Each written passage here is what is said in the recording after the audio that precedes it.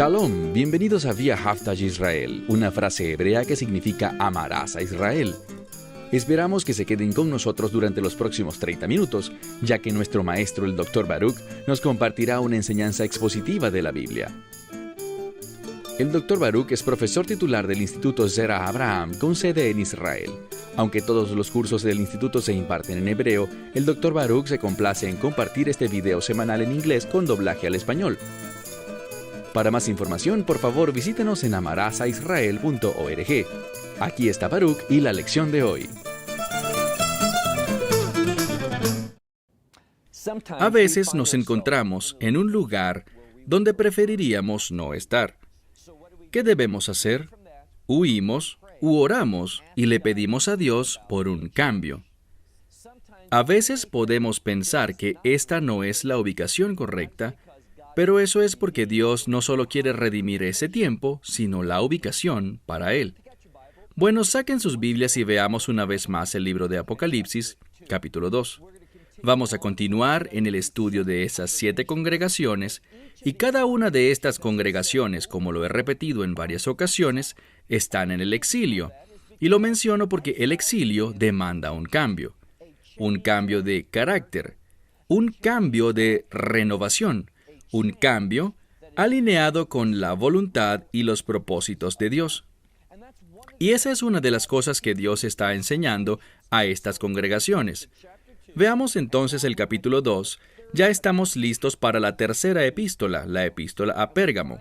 Y leemos en el verso 12, «Y al ángel o mensajero de esa congregación, dirige estas palabras a la congregación de Pérgamo y escribe lo siguiente. Así dice aquel que tiene la espada de doble filo». Una de las cosas que quiero que noten es que esta espada de doble filo está relacionada con un arma que produce muerte.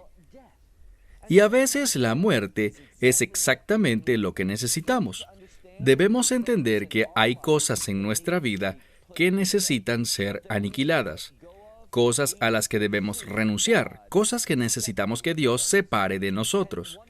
Y una de las cosas que aprenderemos de esta congregación es que hay muchas cosas que necesitan ponerse bajo la autoridad de Dios.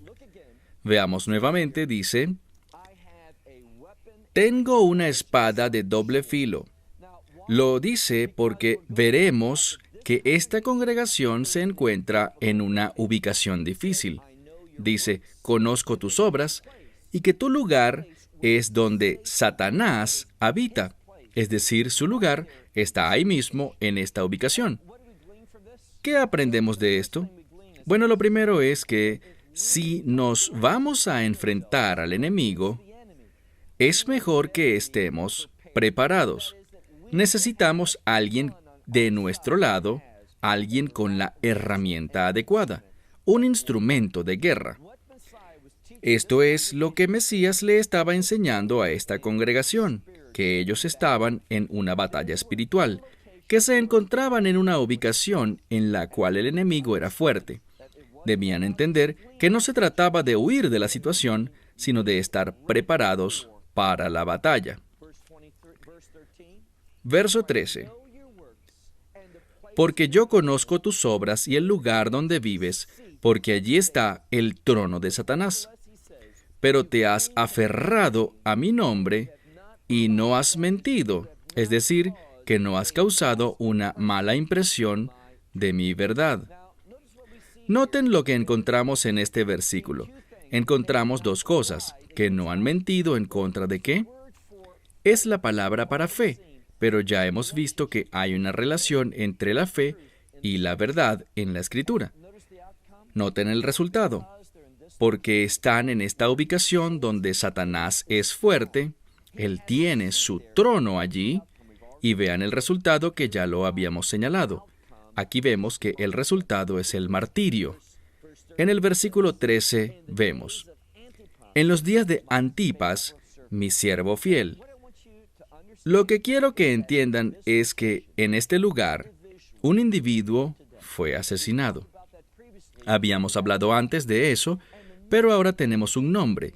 Y lo más importante que podemos decir de este individuo, aunque no conocemos cómo era su familia, no sabemos cuál era su ocupación, No conocemos nada sobre él excepto por una cosa: entregó su vida por la verdad del Mesías. En realidad, eso es todo lo que debemos saber de una persona. Si me preguntas, ¿qué me gustaría que pensaran los demás de mí? Me gustaría que pensaran que viví mi vida para Él. Esa es la meta de todos nosotros, o debería ser la meta de todos nosotros. Cuando observamos este pasaje, vemos una persona mencionada. Su nombre es Antipas, y fue un testigo fiel. No negó la verdad. Y fue asesinado en esta ubicación, en la fortaleza, o literalmente el lugar donde Satanás tiene su trono. ¿Cómo debemos entender esto? Bueno, muy similar a la segunda congregación de la que hablamos, porque aquella ciudad también era conocida como una fortaleza para la idolatría. Había cosas en esa ciudad relacionadas con la idolatría de una forma exagerada. Esto era algo importante para el pueblo, y una vez más veremos este conflicto, donde la verdad de Dios entra en conflicto con los caminos y los deseos del hombre. Y el resultado es este: algunas cosas tendrán que morir, algo tendrá que ser eliminado. Y en esta ubicación vemos que el enemigo es muy fuerte. Verso 14. Aunque esta congregación está haciendo algunas cosas positivas, noten lo que dice en el verso 14. Pero tengo unas cuantas cosas contra ti, que entre ustedes hay hombres que se aferran a la ley o a la doctrina de Balaam, o como algunas traducciones dicen, Balaam. Nos está hablando aquí de Balaam, un individuo que era un profeta de Dios, alguien a quien Dios le comunicaba verdades. Pero este es el problema. No estaba comprometido de todo corazón con eso. Conocía la verdad, pero quería rebelarse en contra de ella. Pero no de una forma abierta, digamos que de una forma encubierta. Si vuelven y estudian la historia de Balaam en la Escritura, verán que un general, mejor dicho, un rey, quería contratarlo para maldecir a Israel. Balaam dijo: no puedo hacerlo porque Dios no me lo permite. Eso es algo contra su voluntad. Así que te pregunto, si ese es el caso, ¿cuál es el problema cuando dice: tengo unas cuantas cosas contra ti, porque allí están contigo hombres que se aferran a las doctrinas y enseñanzas de Balaam? Esto fue lo que Balaam hizo. Si revisamos en dos lugares en las Escrituras que les voy a mencionar, si vemos primeramente en Judas, en el único capítulo que tiene Judas, versículo 11, y en 2 de Pedro, capítulo 2, versículo 13, ambos dicen prácticamente lo mismo, que Balaam se opuso al camino de Dios. Y se opuso porque él codició la ganancia ¿de qué? La ganancia del engaño. ¿Cómo fue eso? Esto fue lo que pasó. Balaam no maldijo en forma explícita a los hijos de Israel, pero en una forma encubierta le enseñó a Balac cómo ponerle tropiezos a los hijos de Israel, cómo caer en idolatría. Les enseñó a hacer cosas sencillas para establecer los deseos de la carne. Él sabía, como profeta, él tenía entendimiento y podía discernir la debilidad de Israel, y aprovechó de explotar esa debilidad. De esto se trata la doctrina de Balaam. En vez de fortalecer las cosas que están débiles, las explotó para su propio beneficio. Y lo que vemos aquí es que Dios aborrece esa práctica. Veamos el versículo completo, el verso 14. Pero tengo esto contra ti, que tienes allí a quienes toleran, en otras palabras, hombres que se aferran a la doctrina de Balaam, quien le enseñó a Balac, su rey, a poner tropiezo delante de los hijos de Israel, a comer de lo sacrificado a los ídolos y a fornicar. ¿Cuál fue el resultado de esto? Israel cayó en el pecado y en la disciplina de Dios, es decir, en su juicio. Este es el problema. Balaam fue un hombre que intentó cumplir sus objetivos y al hacerlo no quería presentarse como una persona impía. Y el problema es esa impresión falsa. ¿Somos transparentes en las cosas que hacemos? ¿Nos molestaría si Dios conociera las verdaderas motivaciones de nuestro corazón? Por cierto, Él las conoce todas. Él prueba los espíritus. ¿O somos como David que dijo valientemente delante de Dios, Dios, pruébame, examíname y ve si hay motivaciones erróneas, pensamientos inapropiados en mi corazón? David fue alguien que se abrió al escrutinio de Dios, mientras que Balaam pensó que podía salirse con la suya, con su engaño. Avancemos al versículo 15. Dice, porque también hay quienes se aferran a la doctrina no solo de Balaam, sino una que ya hemos mencionado, esta palabra nicolaitas. Estos son personas que querían gobernar y conquistar, dominar a las personas. Y lo que estos dos individuos tenían en común es simple. Eran egocéntricos. Estaban tratando de hacer lo que era mejor para ellos mismos según su criterio, en vez de rendirse y traer todo pensamiento cautivo a la voluntad de Dios. No estaban pensando, ¿cómo puedo ser usado para ser una bendición y dar aliento? ¿Cómo puedo ayudar a estas personas a convertirse más en lo que Dios quiere que sean, en vez de ponerles tropiezo para que caigan? Así solo los veían como instrumentos para traer gloria y honor a sí mismos en vez de traer gloria y honor a Dios. Así que en esta congregación tenían algunas cosas positivas, pero no tomaban en serio a todas las personas de allí, las personas que trabajaban duro en esa congregación. No practicaban la disciplina. No pensaban en aquellos que también afectaban y estaban en contacto con otros miembros de la congregación. No pensaban en ellos. Dios dice sobre esta gente, a esos yo aborrezco. Verso 16. Pero aún hay esperanza para esta gente. Bueno, y ya lo hemos mencionado, arrepentimiento, que ellos se puedan arrepentir. Déjame contarte que cuando vienes delante de Dios y le dices, Dios, quiero que me permitas verme como tú me ves, una de las cosas que Dios te dejará muy claro será la necesidad de arrepentimiento, una necesidad de cambiar y de someterte a la autoridad de la palabra de Dios. Avancemos al verso 16. Dice, arrepiéntete, si no, vendré rápidamente a ti y haré guerra contra ti. Ahora imaginen esto. ¿Con quién está hablando? Con una congregación de creyentes. Pero entiendan esto. Cuando tu vida está en conflicto con la verdad de la Escritura, te estás preparando a ti mismo para el juicio. No es por accidente aquí la forma en la que se revela el Mesías. Recuerda el patrón que siguen estas cartas. Una de las primeras cosas que vemos en cada una de estas epístolas es que Dios se manifiesta, es decir, Yeshua, el Mesías, se manifiesta en una forma diferente. ¿Cómo lo hizo en esta congregación? Bueno, retrocedamos hasta el versículo 12. Dice, este es aquel que sostiene en su mano una espada de doble filo. ¿Qué entendemos de esto? Un arma. ¿Por qué reveló este aspecto de su persona? Bueno, veamos el versículo 16. Dice, para aquellos que no se arrepientan, vendré y pelearé, o literalmente haré guerra en su contra con la espada de mi boca. Si nos adelantáramos a Apocalipsis 19, veríamos que cuando el Mesías regresa, una de las cosas que se dice de él es que va a traer juicio, traerá ira, y lo hará con la espada de su boca. Entonces, ¿les está hablando a creyentes ahora? ¿No dijimos eso? Le está hablando a una congregación. Y lo que está tratando de hacer es fortalecer a esa congregación.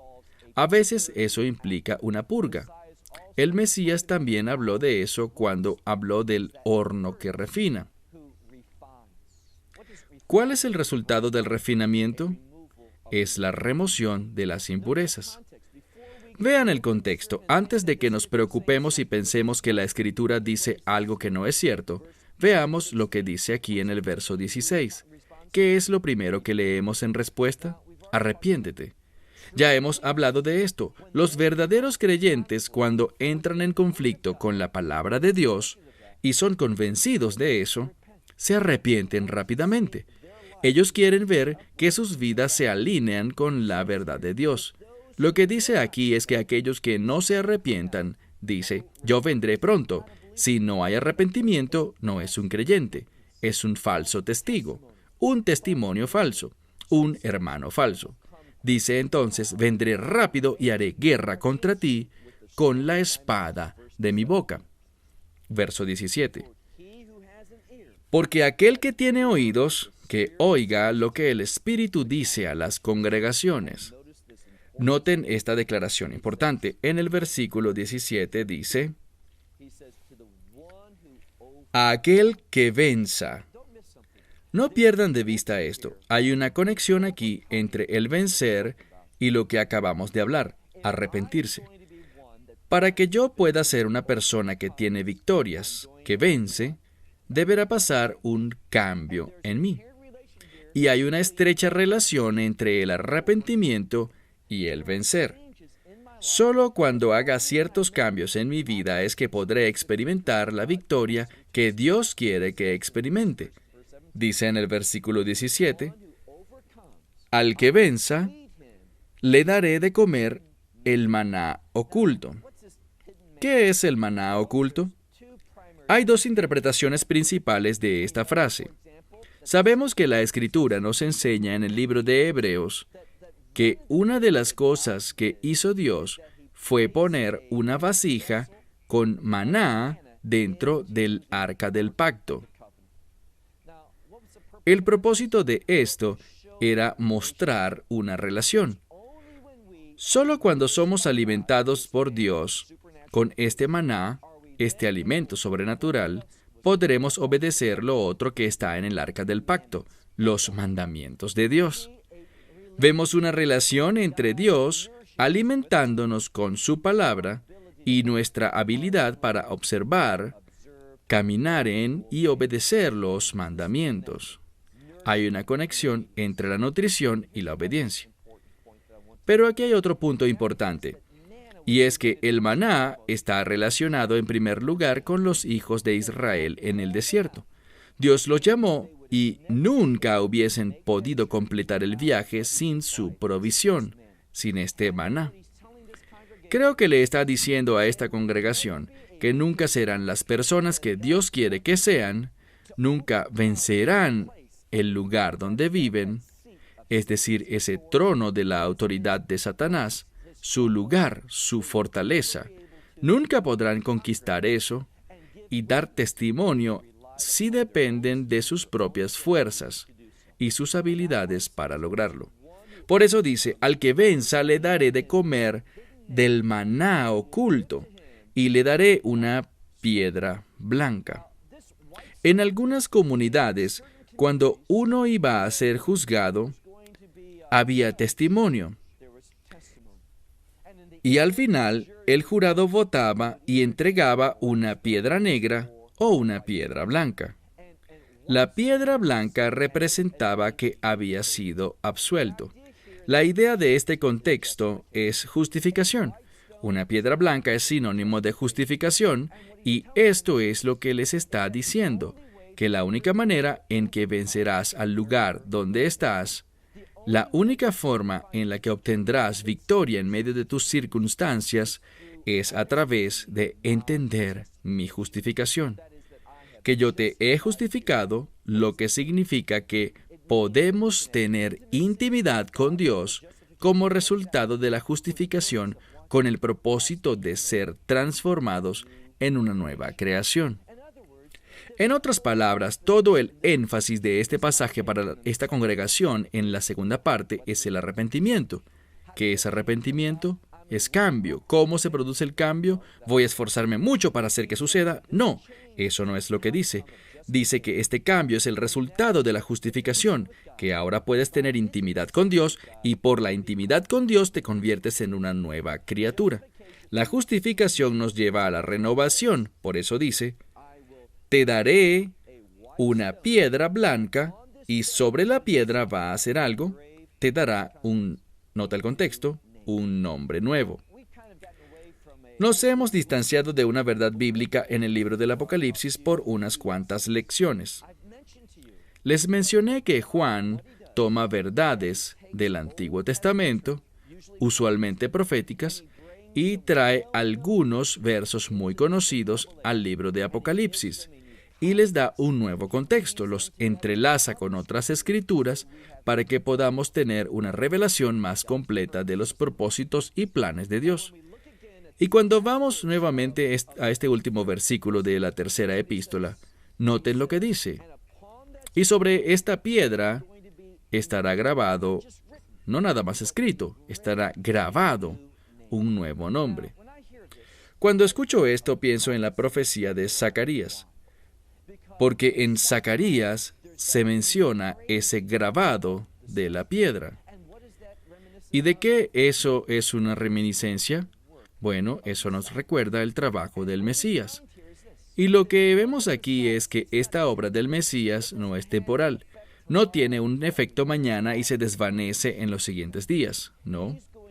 Él va a grabar en la piedra, lo cual indica permanencia. Él va a grabar en esa piedra un nuevo nombre, un nuevo carácter, que nos vamos a convertir en esa nueva creación. Todo lo que este pasaje trata como tema es el cambio. Y la pregunta que debemos hacernos es, ¿realmente queremos el cambio de Dios? ¿Realmente estamos comprometidos con la batalla en la que Dios nos ha puesto? La mayoría de las personas hoy, si se enteraran que Pérgamo es donde el trono de Satanás está, saldrían de ese pueblo en el primer autobús. No quiero saber nada de eso. ¿Dónde está la vida fácil?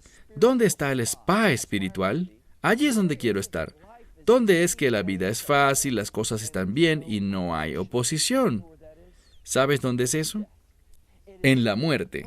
Un lugar donde no hay oportunidad de testificar.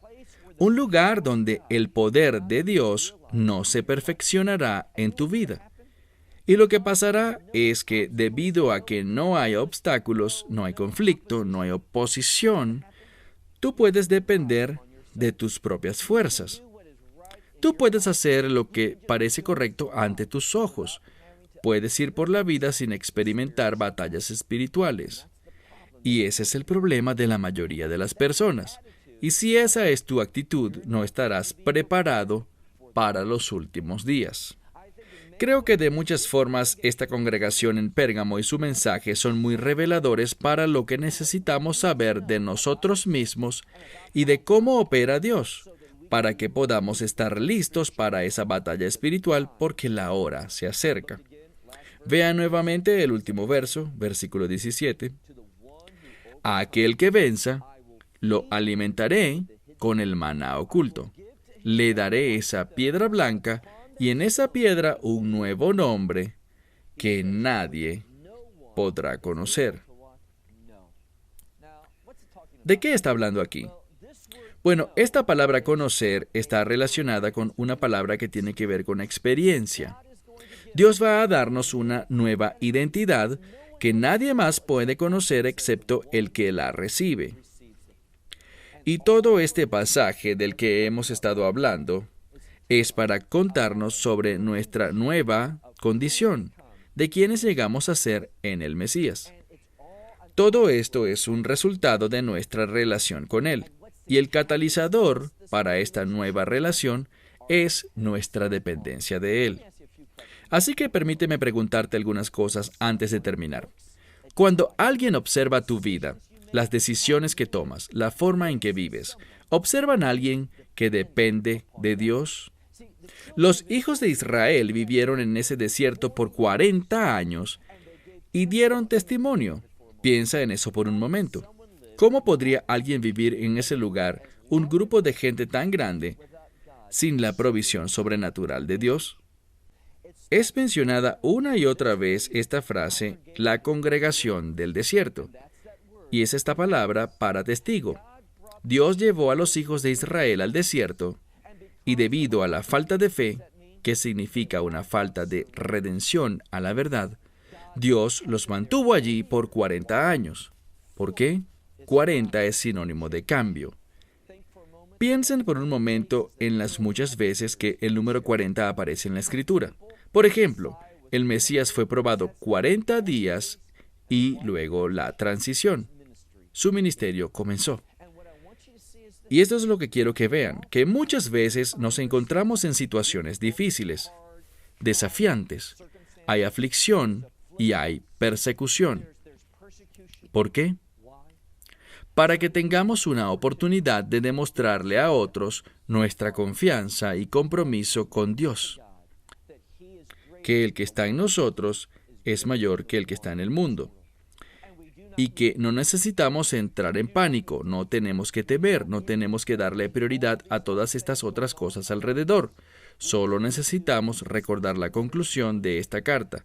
Solo necesitamos recordar que tenemos una nueva condición, que hemos sido hechos una nueva creación en el Mesías y que Él ha prometido que así como alimentó a Israel por 40 años en el desierto, que Él nos alimentará y nos sustentará y suplirá cada necesidad para que podamos dar testimonio de que pertenecemos a Él. Y esa actitud es una gran arma en contra del enemigo. Satanás nunca podrá derrotar a quien confía en el Señor. Bueno, se me acabó el tiempo. Hasta la próxima semana cuando continuaremos nuestro estudio sobre el libro de Apocalipsis. Esperamos que te hayas beneficiado del mensaje de hoy y lo compartas con otros. Por favor, haz planes para unirte a nosotros cada semana en este momento y en este canal para otra transmisión de amarazaisrael.org. Nuevamente, para obtener más información sobre nosotros, visita nuestra web amarazaisrael.org, donde encontrarás muchas otras conferencias de Baruch en formato de video. Hasta la próxima semana. Que el Señor te bendiga en Yeshua HaMashiach, Jesús el Mesías, mientras caminas con Él. Shalom desde Israel.